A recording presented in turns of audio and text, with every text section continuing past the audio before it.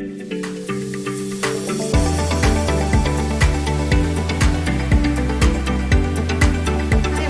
welcome to the Huddle. My name is Lorraine Phillips, and I'm the founder of Clarendon Wallace and host of the Huddle. The Huddle is a platform for our next generation of leaders. And so we're talking about our millennials and Gen Z. It's a space that has been specifically crafted for each one of you to help you to upskill and up-level your power skills, those skills that will set you apart from the competition. And I'm so glad that you're here. I'm excited about all the information that will be shared over the next several quarters that will help you to be more confident as a communicator, to be able to negotiate for what you want, to be able to network strategically, and to be able to organize and to build your career in a way that aligns with your core values. So thank you so much for being here, and we're so excited to have you and the panelists that will be sharing all this amazing information that will be supportive of each one of you. So thank you for being here at the Huddle, for hanging out with us. And we love this space that is just for you, where we talk with you and not at you. Real talk.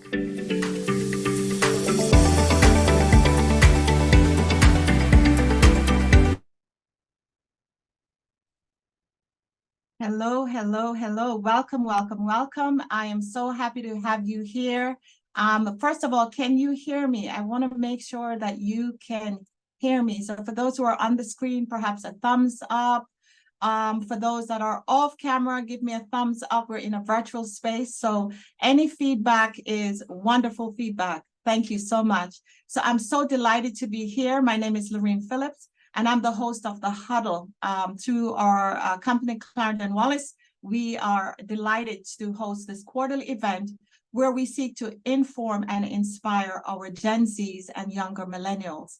As I've said before, we know that there are a few Gen Xers and even boomers sometimes that slide in and get some of this wonderful information. So thank you so much for being here.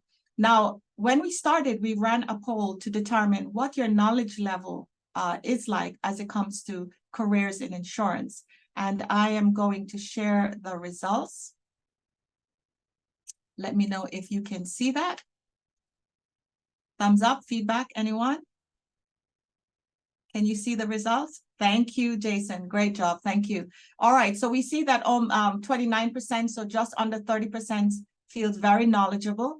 37% is just about knowledgeable, and the remainder actually split evenly with some knowledge level, and some are a little bit unsure.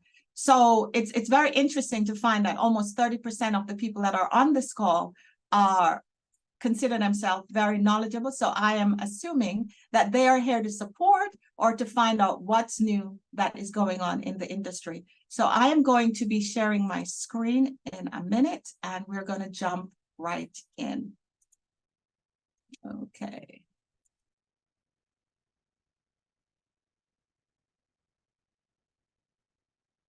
All right, can you see my screen okay? I can see Matthew from here. Matthew, can you see my screen? Yes, okay. All right, so the Huddle, as I mentioned earlier, is really here to address what we consider to be the top of mind topics for our next gen leaders. And so I'm very delighted to introduce to you the panel that we have lined up for this wonderful topic of conversation. We have Jason Cabral, who's on the left, and Jason is joining us all the way from Gibraltar.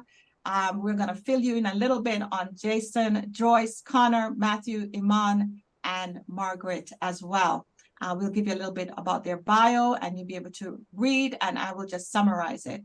But before we go any further, I just wanted to say thank you to Kitson Group of Companies for sponsoring the Huddle. And we're so excited when we can have sponsors like this, because it allows us to take this wonderful information and to present it in other format that is more applicable and more engaging for our younger generation. Okay. So a little bit about me. I spent almost 30 years in the insurance and the reinsurance market, primarily as an underwriting executive, but I did do a stint in claims as well. I've worked in Bermuda and overseas, and I'm delighted to be here and to use my network to build this panel out. So Jason is funny story, I actually bumped into Jason in Gibraltar on business. He was presenting. I thought he did a fantastic job. And after that, he came over and introduced himself, and he said, "You don't remember meeting me?" And I thought, "No, I've never met this person." And he said, "Actually, we met at Excel when I was an intern." So I'm so delighted to have Jason on this panel, and just for him to bring his expertise as an actuary. You can read the screen and see a little bit about him. And so I'm really excited just to see him have him share with us how his role has evolved from Bermuda all the way to Gibraltar, and how his career has succeeded and transitioned from one level to the next. As you can see, he's currently the CEO of AA Underwriting as well. All right, thank you for being here, Jason. Thanks, Lorraine. Next up is Joyce. You can read the bio as well, but the bottom line is I met Joyce. I'm dating myself.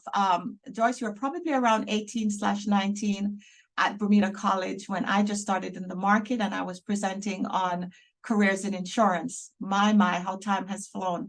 And Joyce became my first mentee in the market. And I've mentored a lot of people, but somehow Joyce sticks to me.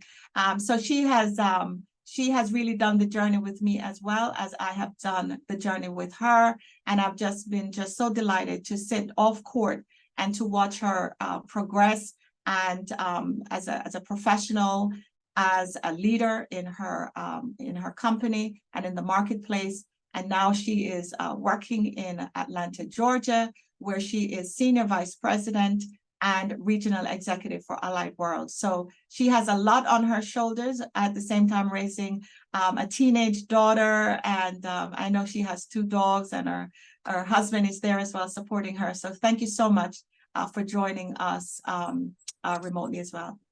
Thank you, Lorraine. I'm excited to be here. Awesome. So next up is Connor Phillips. If the last name sounds familiar, that's because he and I share the same last name. And he's actually my youngest son. He's brand new to the market. He is working in the London market, and he is a Gen Z. And that means that he ended his university degree during the pandemic, and also job searched and landed a job in London right after the pandemic. So we are really interested to have Connor join us and to hear his perspective about what today's marketplace is like for the younger generation. Connor has a Bachelor's of Science degree in international business, and he's been working at StartPoint, writing primary D&O, and he's been with them pretty much 1 year almost on the dot. Happy to have you, Connor. Happy to be here. Great. All right, next up we have Matthew Bacon. Matthew and I think I've known Matthew your whole life, Matthew. It's so wonderful to have you here. Matthew has gone through what most people would have experienced, trying to land a job in the market, reaching out to your network, and really trying to figure out how to hone your network so you can find those really plum opportunities. I had just gotten back from working in the London market and did a workshop on how to brew your network, how to network over coffee.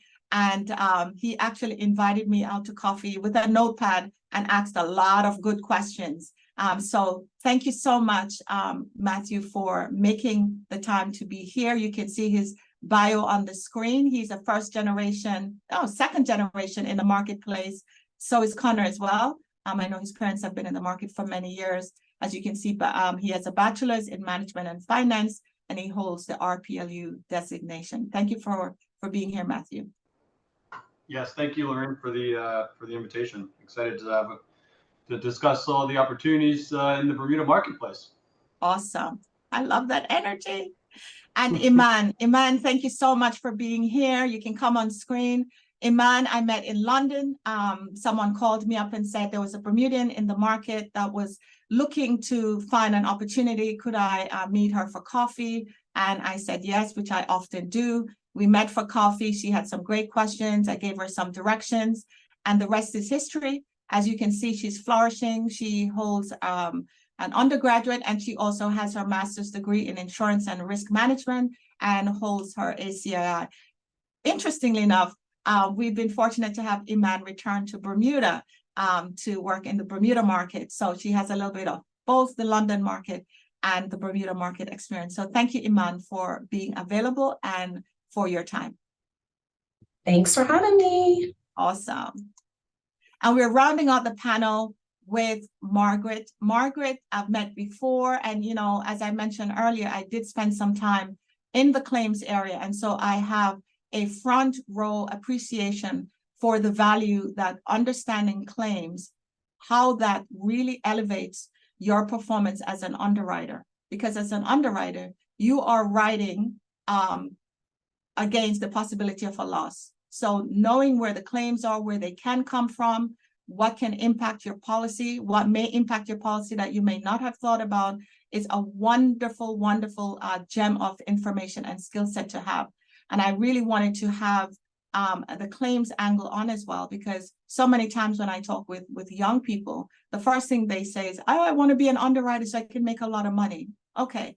But there are so many other careers that are available, and there are more fundamental reasons to selecting a job besides money. Money is a part of it, but needing to really understand, are you suited for that position? And are your skill sets and your strengths playing to the position that you're looking for?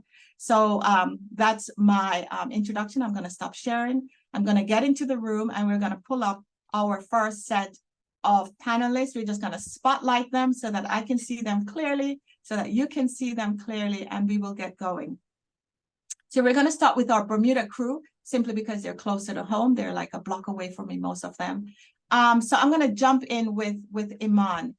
Iman, how long have you been in the market in terms of just total years, you would say? So I've been in the London market for almost 4.5 years, and I recently moved back to Bermuda just last year. So let's say 5.5 years, give or take.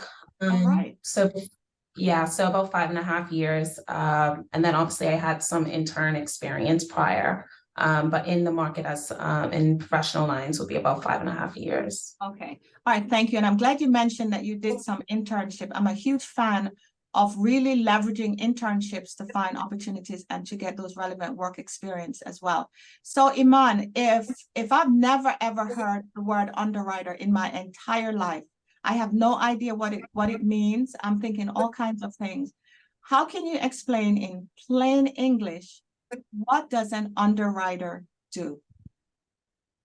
So I did my best to really think this through and try to leave out as much technical jargon as possible. But essentially, a role of an underwriter is to research, evaluate, and subsequently undertake a client's risk for a price, which more times than not we call a premium or a fee.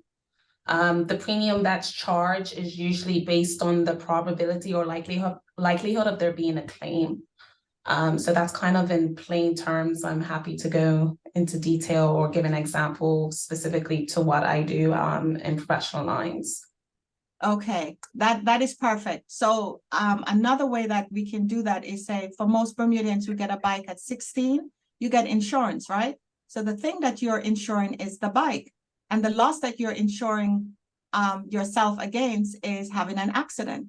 Okay, and Colonial or BF&M, they charge a price, a premium, which is what Iman was referring to. And how do they decide what price to charge? A lot of factors: age, experience, claims history, right, Margaret? And all that stuff comes together for them to decide what is the correct price for that particular risk. Okay, so I really wanted to make sure that we're getting those foundations correct. Now, Margaret, I'm jumping over to you because I really want to get a sense of, what do you think is the incredible value that a claims professional bring to the business aspect of an insurance or a reinsurance company? Well, I like to think of us as the promise keepers for that insurance contract. We are in the business of paying covered claims. So when you buy an insurance contract and you pay that premium, what the company is telling you is, you know, we promise that in exchange for this premium, when you have a covered claim, we'll pay it. And that's my job. A covered claim and we'll pay. You make it sound so easy and fun, but isn't it can be stressful, correct? Yes, it can be stressful. Okay, so for someone that may be thinking, okay, I have the analytical skills, I have the negotiation skills, I have great communication skills, what else would you say would be a strength that would help them to be able to excel in that role? I would say that I thought about this, and I came up with like 3 core things, you know, given the time constraint we have to talk about it. I would say issue spotting is a core skill, good writing skills are a core skill, and good interpersonal communication skills are core skills. Issue spotting, because what you're doing is you're taking the facts of the claim and you're comparing it to the pertinent policy, right? To figure out whether or not it's a covered claim. And sometimes that's not as straightforward as you would think it should be. Okay. And so issue spotting is really important. Writing skills are important because you then have to, once you figure out whether you have a covered claim or not, you then have to communicate that in either formal or informal reports up your management stream. And you need to be able to do that succinctly, right? Because imagine how many of those types of communications your management stream is receiving. They don't want to read a tome every time you write to them about a potential exposure. And interpersonal skills are important because you're not just doing this job by yourself. You are interfacing with various teams within your company, whether it's the underwriters or outside your company with brokers, or again, back inside your company with finance. So you need to be able to communicate what it is that you need in an effective way, and be able to operate in a team environment. Okay, thank you. So you've touched on so many core skills, and and I also know from my own experience that you're working with many individuals. You're working with law firms, you're working with the underwriters, so the ability to be able to collaborate and to work well with others. You mentioned the interpersonal skills. It's very Absolutely. Yeah, so often individuals may think, claims is behind the scenes. They are not behind the scenes. They're an integral part of, and can lend incredible, and not can, but does lend incredible value to the underwriting equation. So Absolutely. Matthew, you're sitting over there. Thank you so much, Margaret. Matthew, you're sitting over there. And I remember when we met for coffee and you had a ton of questions, and you've chosen the broking side of the business. So similar question that I asked Iman. In plain English, what is the role of a broker? Yeah, it's a good question. I think in simple terms, you can look at as a broker as the middleman in any sort of transaction. So the broker deals directly with the client and also with the underwriters. So it's funny having Aman on the call here. I work with Aman on a daily basis, and I think a couple other underwriters on the call that have joined in. So good to see you all. But going back to the broking question, I would say, as a Bermuda broker, I think there's kind of 2 classifications there, and don't want to get into the weeds of it. But as a Bermuda broker, we are wholesalers compared to what a retail broker is. So again, in the U.S., they have brokers that directly communicate, insurance needs, questions, claims handling, all of the above, and then they ultimately reach out to Bermuda to liaise with us to then approach the Bermuda markets. So going back to your sort of original question, why the broking route?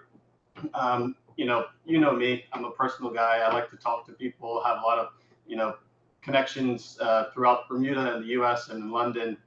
So I just enjoy talking to people, picking up the phone, calling them, finding solutions, which is again another role as a broker. So I just enjoy liaising with, as Margaret touched on, multiple people. And I deal with claims handlers all the time on the carrier side, on the legal side with the clients, facilitating premium payments and claims payouts. So that's what just really excites me as a broker here. Hopefully that sort of gives a big picture of what a role of a broker is. And happy to go in further if there's anything specific. No, that's perfect. So the broker is in between the client and the insurer. And thank you for highlighting the difference between a retail broker and a wholesale broker and the role that Bermuda plays. And so being able to communicate at a high level, have very heightened interpersonal skills, even higher than what Margaret mentioned, right? Margaret, the broker is really constantly making sure that if it's possible to make both parties happy. And so that in itself is a challenge, especially when I'm sure Matthew tries to beat Iman down on pricing or get more generous terms. I know Matthew doesn't do that, but you know, just in case he does, as the good broker that he is for his client. So Iman, what would you say if for those that are on the line that are looking at a career in underwriting, what would you say are those aspects that would not be suited for an underwriter? I think one of the key things is in this role is being a people's person, being personable. So if you don't like people, this might not be the role for you. You have to manage people. Matthew, for example, I have to manage him on a day-to-day basis. Management, clients when they're over. A lot of it is face-to-face as well. So I think, you know, ideally, if you're not a people's person, this might not be a role for you. Also, it can be quite technical. You have to have the ability to research and condense a lot of information into a single page. Sometimes you get two. So if, you know, you're not really keen on having kind of to research and, you know, you were never a big essay writer in school, etc. Probably those two things. But outside of that, you meet all different people from all different walks of life in my role. So it doesn't limit you if you don't have a business degree, if you don't have a master's in insurance. I've met people without degrees. So while if you're not a people person or don't enjoy researching things, I think it's quite a broad role for people to and a career for people to look to get into. You know, thank you so much for that. And just a couple of things I want to highlight. You know, there are many people in the market that, Iman, thank you so much for saying that. They don't have a master's degree or they don't have an insurance qualification. Do not count yourself out. Okay, do not count yourself out. Those things will certainly help, but don't let those become the things that hinder you from pursuing a career in insurance. And I really want to be clear about that. Margaret, there are lots of people that are looking at moving and transitioning into the insurance industry, or even the younger generation who may have started an unrelated degree and have come back home and have not found the job that they had envisioned and now is looking into the insurance and the reinsurance space for an opportunity. What would you say are some of the qualities that would allow them to stand out and differentiate themselves from the other competitor? I think it's an exciting time in the market right now for what we're talking about here is that like diversity of skills, right? That you can bring to the table from experiences, professional experiences that you've had that aren't related to the insurance industry. The fact that I'm a former prosecutor gets talked about a lot, but I'm also a former teacher. And one of the things that I bring to the table with my team is I get involved a lot in training. And I'm the co-chair of our claims training team. And I put on like internal training experiences as well as market level training experiences. So you and that's on a formal level. On an informal level, you know, I spend a lot of time talking to members of our team who aren't as experienced as I am, helping them through their claims. And so that's something I can bring to the table you know, that's not necessarily quote unquote insurance, but it definitely brings value to my team. We have also on our team, on our healthcare team, we have a nurse, and she's not a former nurse. She's actually a practicing nurse now. And imagine how informed that experience she brings to her claims.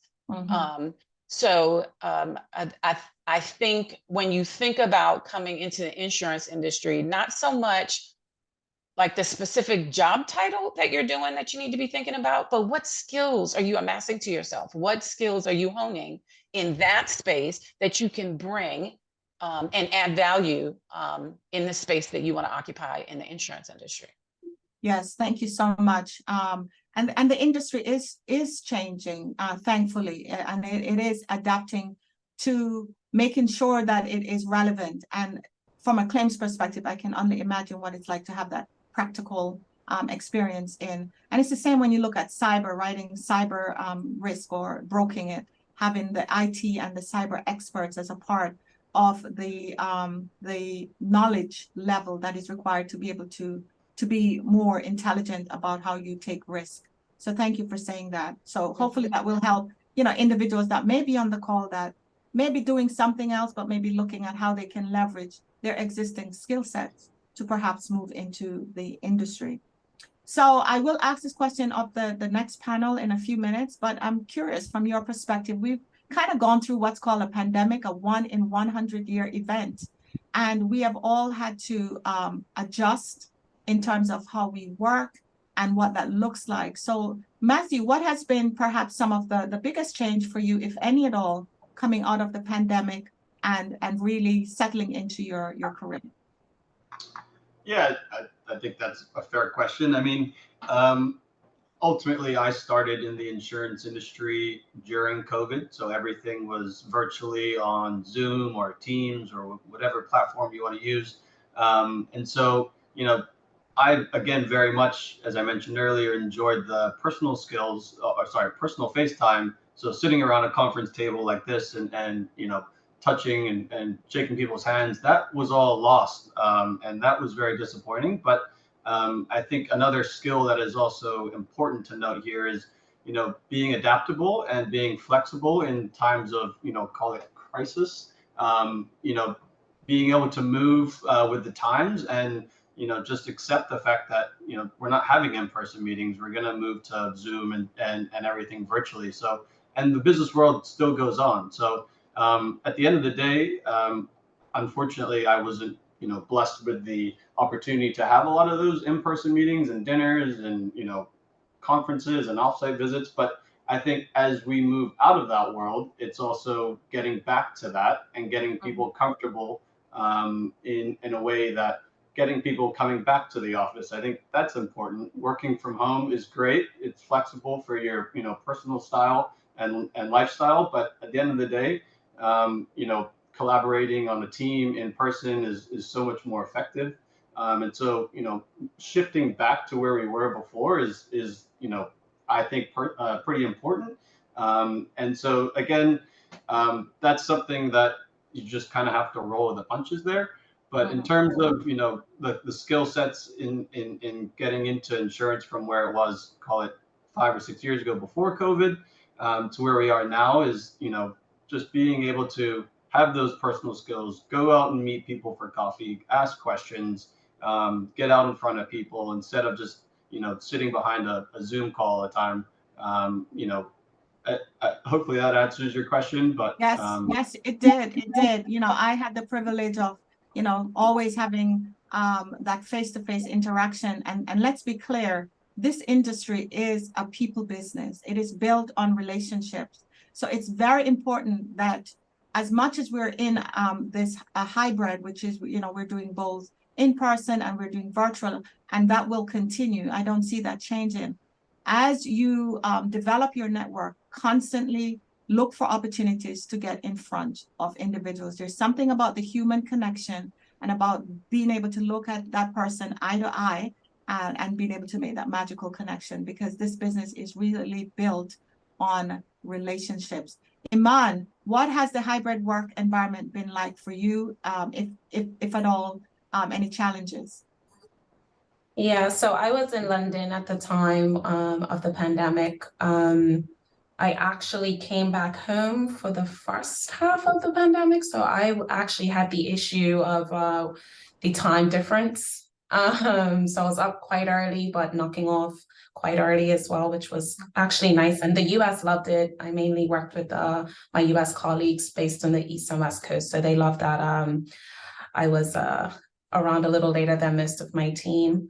I think for me, which was more of an advantage, I had already been in the London market 2.5 years in my role as a broker. So I was quite grounded in my role and what I needed to do, which helped, I think, a lot when I was working remotely. While we did collaborate as a team, everyone kind of had their set of accounts.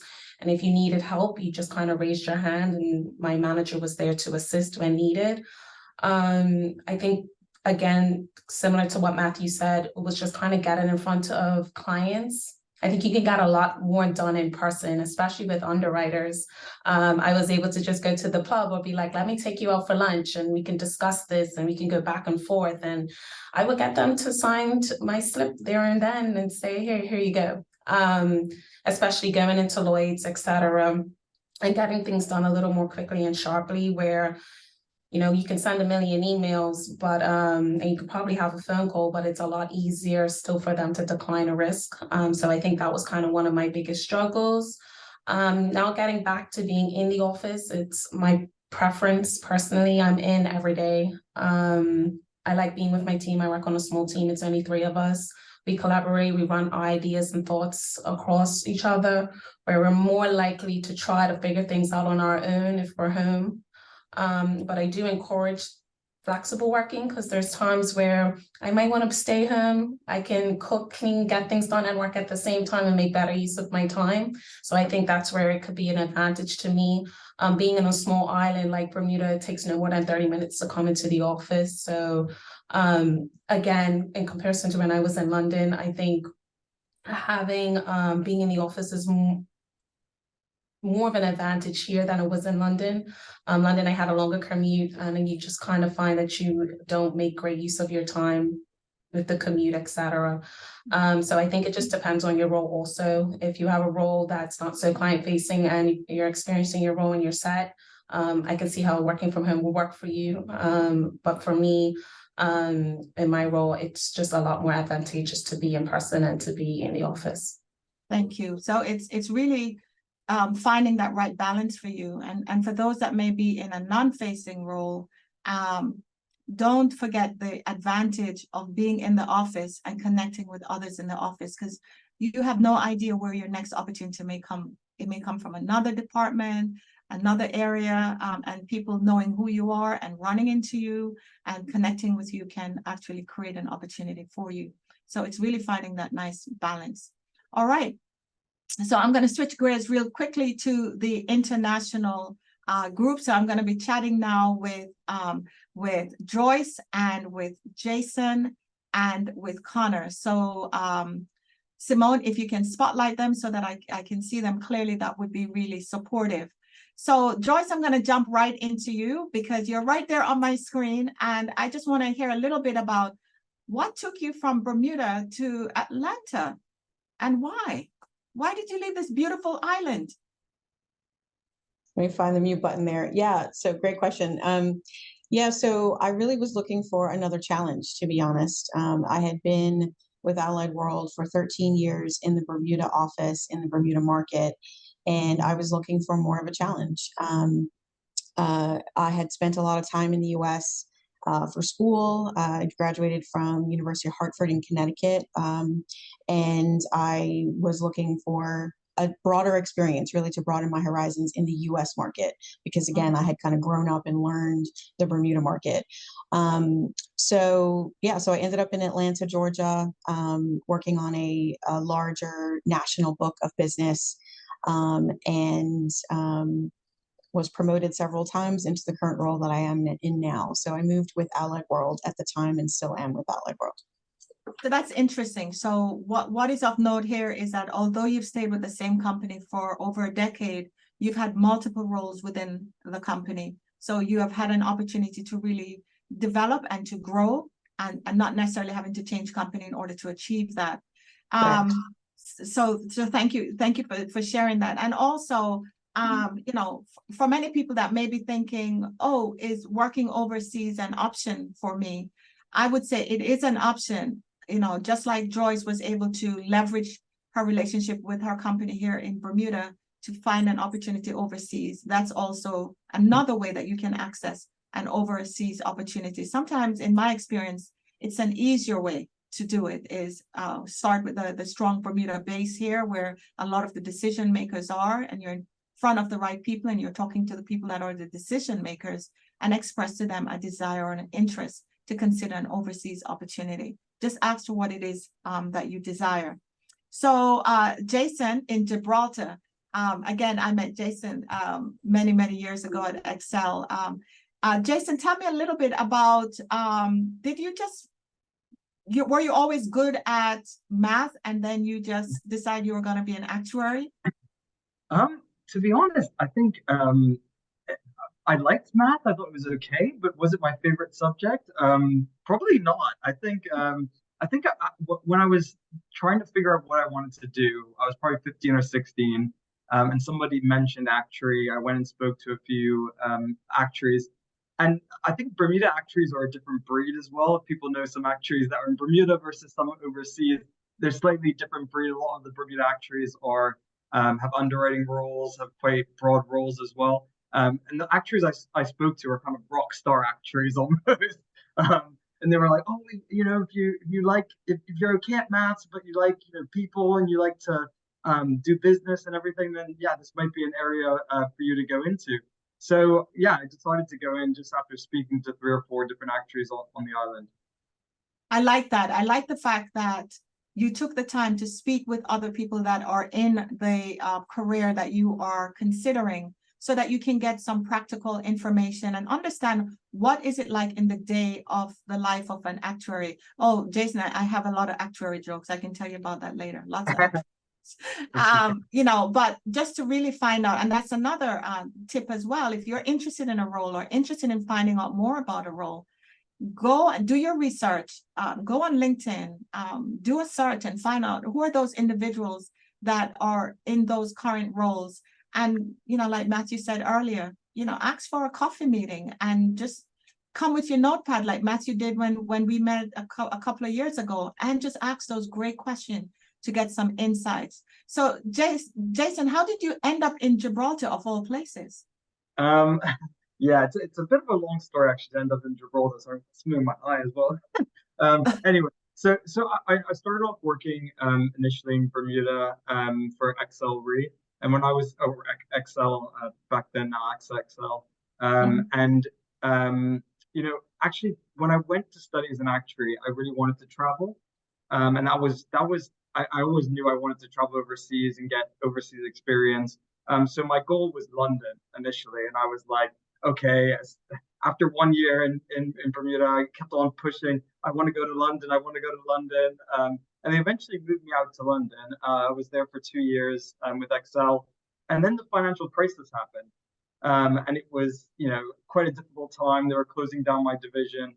And then I basically said, look, what are my options? They said, you can come back to Bermuda. It was a pretty good role. And my CV, I just said, well, send my CV out and just, the company's big. Let's see what's available. And then they said, there's an underwriting role in Singapore. I was like, okay, well, when do you want me to go? So next week. So I just got on the plane and went out to Singapore and spent 3 years out there with XL, and it was fantastic. And then after that, decided, okay, I want to come back to London. So changed jobs slightly, and then fell into UK motor industry. And UK motor, which is how we met. Yes. Exactly. And UK motor is kind of, Gibraltar's like a hub for specifically UK motor or UK business. So that's similar right. There's a hub for US business. So yes. Eventually the option came up to go to another British overseas territory, and yeah, I ended up in Gibraltar for about 6 years now. Yeah, thank you so much for just showing that journey. So there are a couple of things I just want to highlight. One is asking for what you want. Another thing is keep asking for what it is that you want, because eventually it will happen. That you can actually be in this market, and it can actually respond to some of your own passions. Just like Jason said, he likes to travel and he likes to experience different things. If that's important to you, then have those conversations. It was the same for me when I moved to London. I just asked, I would love to live and work overseas. And I think Bermudians should explore the opportunities to be an expat in another country and to enjoy what that is like as well. So thank you, Jason, for just sharing that journey and really how that has really just propelled you. And now here you are and doing a wonderful job. So Connor is our youngest one. He's our youngest one on the call, brand new to the market, a year. Connor, can you tell us a little bit about the role that an internship played in setting you up for the opportunity that you currently have at StartPoint? Yeah, so during university, you have your summer periods, you have your Easter periods, and going back to A levels, even you have time off in summer. So during those periods, I did various internships, and in 2019, I did an internship with StarPoint when they were, just a little shop back in the day. And come graduation, I was looking for a job. So I reached out to my past internships, and luckily enough, the work that I did there was, good enough that they thought they'd offer me a job when I graduated. So I like that point simply because do not underestimate your internships, okay? They are literally a day-to-day job interview on the quality of your work, okay? Not only are they training you, but they're observing you and they're watching you and they're looking at, could this person be a good fit for me, okay? So the role of internships are critical, not just to the employer, but also to you as well, because you get to try the company out to decide, is this a good fit for me as well? Because that's how I got my first job in the industry, was through internship. Joyce, through internships, right? I'm sure if we all go back, right, Joyce? Yes. Can I jump in there real quick? I was going to Yes, say, please do. I love that point, because I also started as an intern with the Bermuda Foundation for Insurance Studies, which we now know as BFIS. Yes. I was one of the first 8 in that first group to get the brand new scholarship at the time. I think that was back in 1996. Again, I'm Yes, dating it was. myself. And that's actually how I met you, Lorene, through the BFIS mentorship program. And I worked in a number of different companies over the summer and during like school breaks and things like that. And really to test out the companies. Again, I worked in claims, I worked in finance, I worked in property underwriting, I worked in professional lines underwriting, I worked in casualty. I mean, I kind of tested different areas out. And I realized, I didn't particularly like property underwriting. Claims was okay. But I really, the thing that spoke to me the most was the professional lines group, because of the finance component. I had taken a couple of finance classes in school and I really enjoyed it. And I actually thought to myself, well, I'm going to double major at this point in insurance and finance, just in case the insurance thing doesn't work out. I have the finance thing to fall back on. And 25 years later, I'm still in insurance. So I guess the insurance thing worked out. But point is, internships are super valuable in terms of you learning the business, but also employers getting to know you and your capabilities as well. Thank you. And it's definitely a great way to add on to that as well, Joyce, a great way to build your skill set and your marketability when you are looking for a permanent job. So Connor, can you talk a little bit about the internship you did just before you secured that job in London? How impactful was that in setting you up in terms of differentiating you from others? yeah, so just for my job in London, I did a 2-month internship at Axis, and I would say, it equipped me very well for the London market, not only because of the internship, but also the time of it. Many internships here in London, they may be 1, 2, 3, 4 weeks, but getting 2 months of that, it really made myself attuned to the work environment, which just coming into the market is one of the main differences. It's not school anymore. You're surrounded by adults who need to know how to act around adults, and as well as being able to articulate yourself correctly. So I think I would have been able to start as well as I did in the London market if I didn't have that internship just before I came over. Thank you. So again, to Connor's point, it's not just a 2-week stint. You're talking about 2 months of consistent training that you're getting in an internship. So you really want to maximize that, and you really want to use that so that you can not just learn about the business, but you can put that on your CV and you can actually say to that organization, here is what I have been doing. Here is what I'm good at. Here are the things that I've been involved in, to showcase what makes you stand out from everyone else. And that shows a lot of initiative, and it's a little bit more strategic as well, as opposed to, I've just graduated and I have this degree, can you hire me, please? Okay, it has to be a little bit more than that and more thought through. So for those that are on the call that may be thinking about, how do I enter the market? That is a great way to enter the market, is through internships or getting an opportunity to work within a company, even if it's just for a short period of time.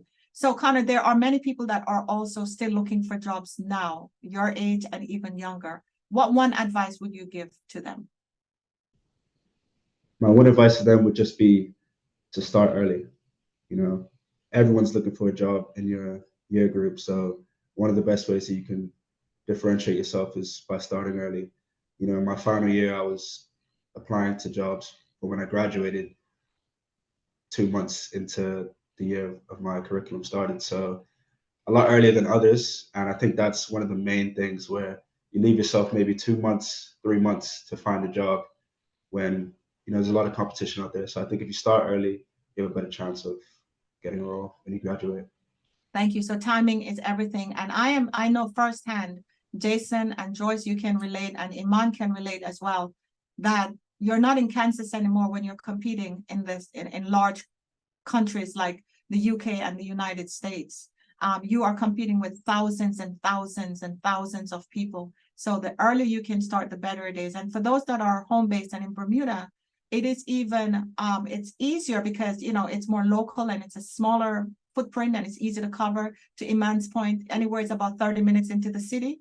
So it's much easier for us to connect with people and to really work our network and keep in front of people. And I see a question here in the chat that came to me about how do you connect when you don't know anyone in the marketplace? Listen, find someone who knows someone who knows someone who probably knows somebody that you don't know. Honestly, that's the way to do it. And in Bermuda, that's a good thing because you're connected in some way. Somebody's connected in some way. You may not know them, but they may know you or know somebody that knows you. Be brave, be courageous, and ask for help. You can go on LinkedIn, if like I said earlier, do a search and see who are those people that are in the roles that I'm interested in, and reach out and invite them for a coffee or for a 10-minute chat on Zoom. People are very busy, but they are open to meeting with you if you are really putting yourself out there and just being professional and just asking those great questions, come with some really good questions and opportunity to demonstrate what you can bring to that organization. You know, Lorraine, can I jump in here? Yes, absolutely. Yeah, because I do actually have a real life experience Okay, with this particular issue. Yes, can you keep all the panelists on spotlight? Go ahead, Margaret. When I was transitioning from my legal career in Atlanta, Georgia, hi Joyce, to Bermuda, I knew no one. I knew my husband. Well, he was my fiance at the time. I knew no one. And so how I introduced myself to the market was I pulled up, and this very specific example may not work for you, but you can take the experience and apply it to your life. I pulled up the bar directory, the Bermuda bar directory online, and I only called people that had a photo, and I only called people who had really friendly looking photos.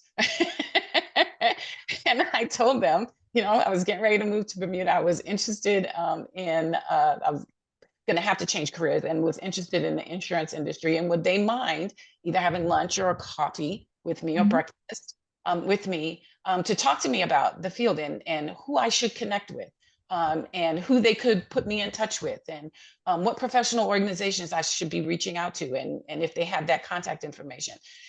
It was, and I'm not gonna lie about it, it was one of the scariest things I've ever done. Like it really required me to step out there on faith, as they say, and show a level of courage and adventurism that I had not had to put to the test before. Yes, it worked out, right? Yes, It's 18 years later. Thank you.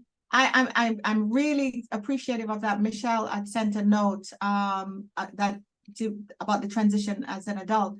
And the thing is that if you don't believe in yourself enough to take that step, then others are not going to believe in you. Right. You really have to believe that you have something to offer.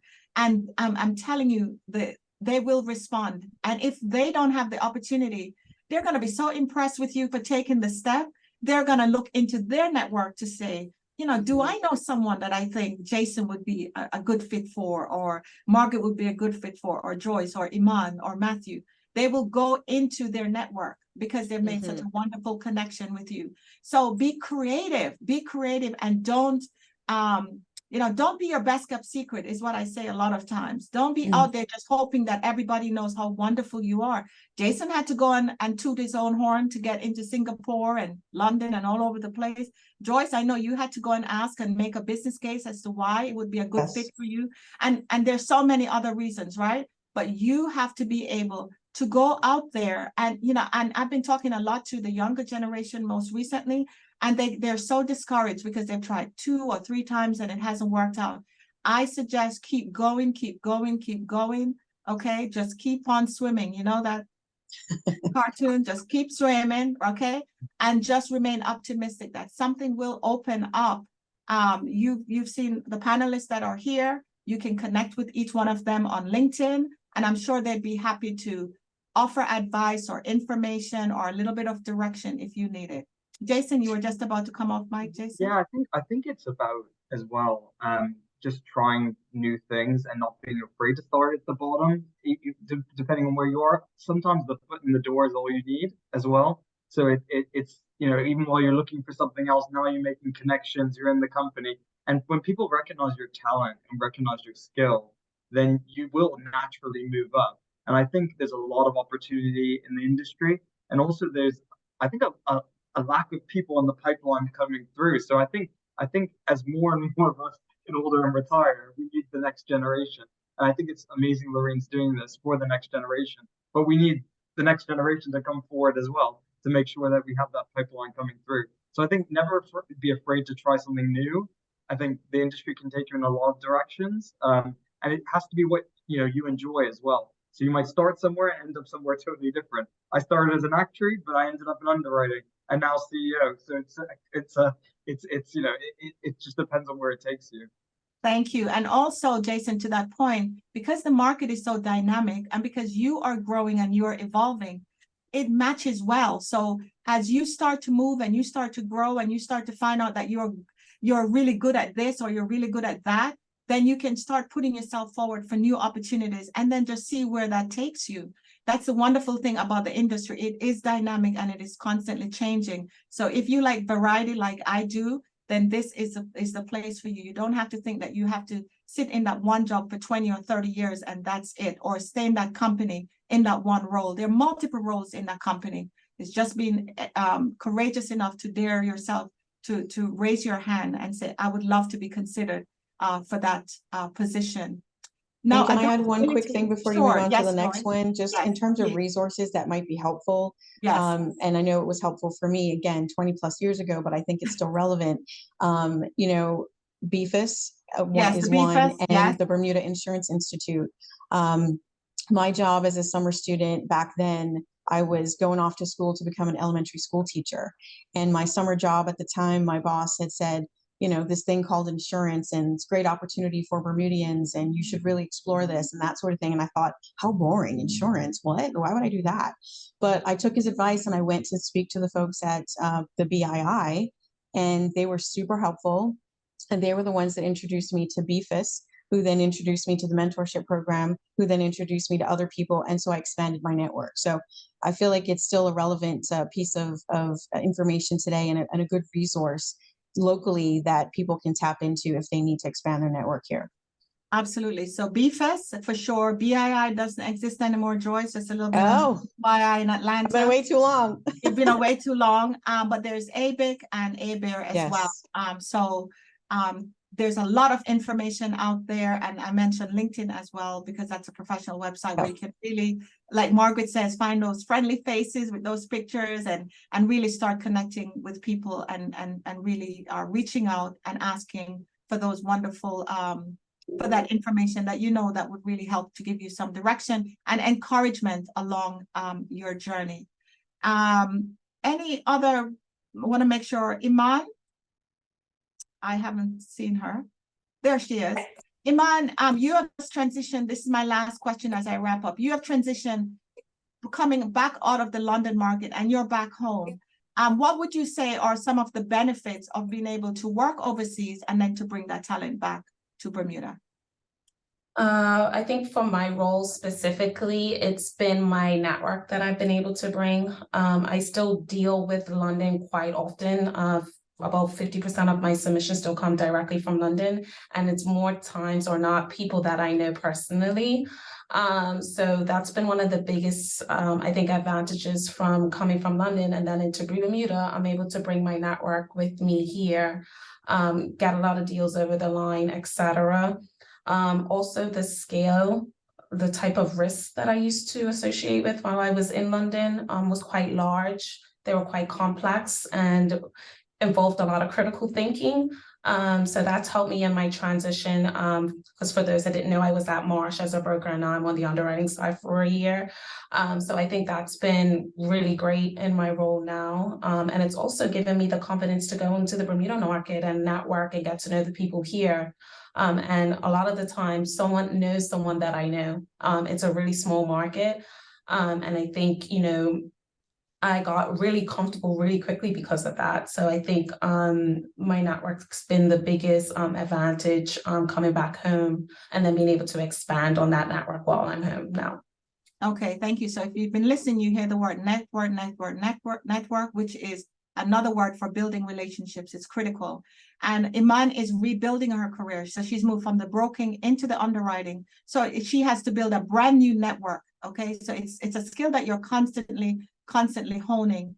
And it's very interesting. Someone asked me the other day about, should there be a broker and underwriter? And I said, if I had to do it all over again, Joyce, you're listening in. If I had to do it all over again, I probably would have, knowing what I know now, I would have approached the broking side first and then moved my way into the underwriting side for a couple of reasons. And Matthew, you can tell me if this makes sense. It allows you to get a really bird's eye view of the marketplace. You get to know who are the top markets, where the top underwriters are, who are the best teams, who are the experts in what they do. And it also allows you to build a very, very vast network really quickly with the clients, with the source of business, etc. So when you move into underwriting from a broking background, you're able to bring all of that asset and that intellectual property with you. So that really allows you to stand out and really to hit the ground running. So just something I wanted to toss out there. Not you don't have to start as an underwriter. You can come from the broker into underwriting. And there have been underwriters that have also moved to the broking side. Again, that's the dynamic of the marketplace. Does that sound right to you, Matthew? Yeah, that's you hit the nail on the head there. I did want to make just one other point. I know we're talking about claims and brokers and underwriters and actuaries, but there are other avenues within the insurance industry that may suit your skill set. As Aman mentioned before, if you're not necessarily a people person, there are roles within the organization that may suit your personality and skill set. Yes. However, for example, like HR administrative, right? You can do some of the payroll, or you can work on the finance side. Marketing, huge marketing, right? Yeah. So like, I don't want to, make this call all about underwriters, brokers, and, the main flashy titles, if you will. There are other roles that are very important for day-to-day operations that also may accounting. Absolutely.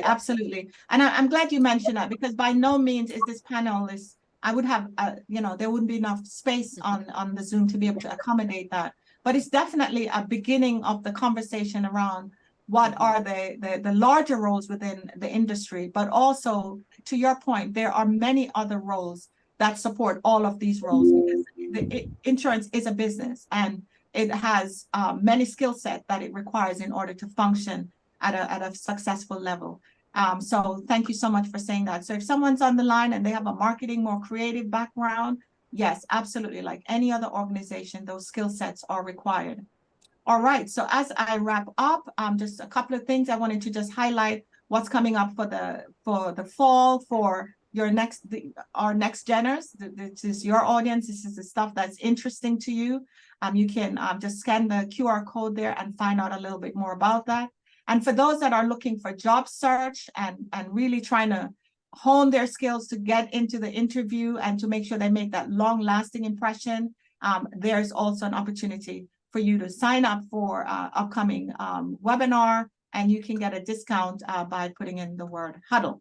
Okay, so we're going to run a last poll as we wrap up to check have people learned anything new since we've been on this call? Have they learned anything new? So I took a screenshot earlier of the first poll to see if we did a good job or not. Okay, so let's see. All right, the poll is still going. Thank you guys for participating. A couple of people have dropped off, which is fine. Okay, so it looks like, all right, it's still going. So basically we are seeing an improvement where it's nobody, we don't have any unsure yet. So that's really good. We had 17% was unsure, and we had 17% that was somewhat unknowledgeable. Okay. So the numbers are looking good. The numbers are looking good. All right. So I'm actually going to take a screenshot here because this really shows how much this information have been impactful to everyone that has attended. You can see, hopefully you can see the results on the screen. Yeah. See kind of the before and after. That this Yeah. information that you've shared, I know it's only an hour and we've touched very high level, but hopefully each person that on this call have received more information and more context around what is required to enter the industry and to succeed in the industry, both here in Bermuda and overseas. Again, thank you to the Kidston Group for sponsoring the Huddle, and I am just really excited to have them as a part of the Huddle family. Again, you can scan here, give us your feedback, and let us know how we can be of further support.